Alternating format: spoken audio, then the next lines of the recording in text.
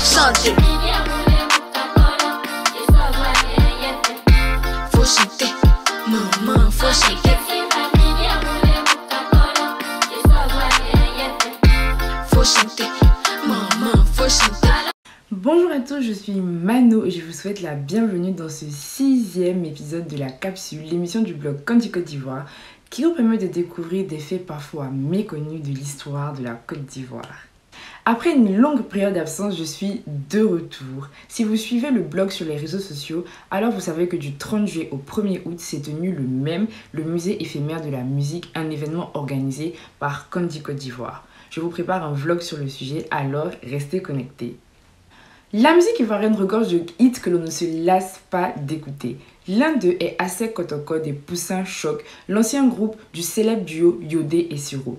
Cependant, sous son air dansant et rythmé, cette chanson raconte l'histoire d'un des plus grands drames du football africain, le drame d'Asek Kotoko.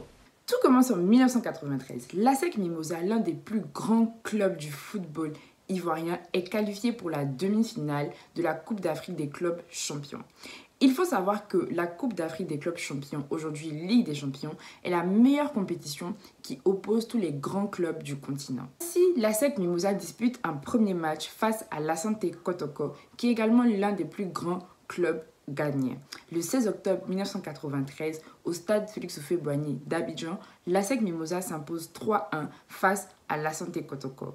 Match retour, les choses s'enveniment. En effet, les deux équipes s'affrontent une fois de plus au Kumasi Sports Stadium à Kumasi au Ghana le 31 octobre 1993, soit 2 semaines après leur première rencontre. Cette fois-ci, c'est l'Asante Kotoko qui s'imposera avec un score de 2-1 face à l'Asec Mimosa et c'est là que se produit le drame. À l'issue de ce match, les supporters ivoiriens ainsi que les dirigeants et les joueurs de l'Asec Mimosa sont agressés par les supporters ghanéens. Le bilan est lourd, on dénombre de nombreux blessés graves et des personnes décédées. Ces faits nous sont alors racontés par Yodé dans ce couplet. Kotoko est fâché, ils nous ont propre, ils nous ont cogné, ils nous ont poté, d'autres ont été tués. À Abidjan, les représailles ne se font pas attendre. Les Ivoiriens attaquent eux aussi, à leur tour, les ressortissants ghanéens vivant sur le territoire.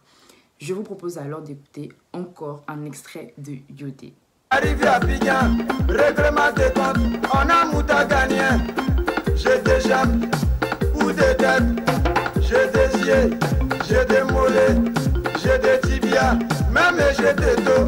On les a frappés, on les a cognés, on les a potés, on les a volés. Moi j'ai volé radio.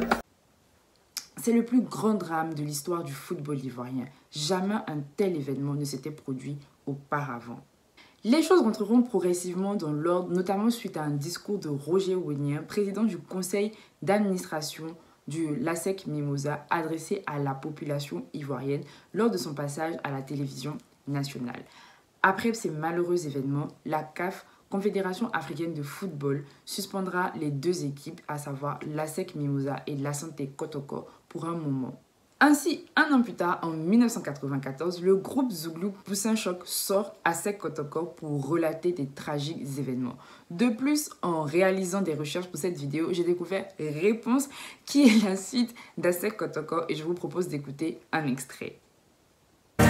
Palabre fini, adieu me dit, oh mon bijou, allons au Ghana pour aller saluer les parents. Arrivé là-bas, adieu me présente. Yodé, voici mon papa.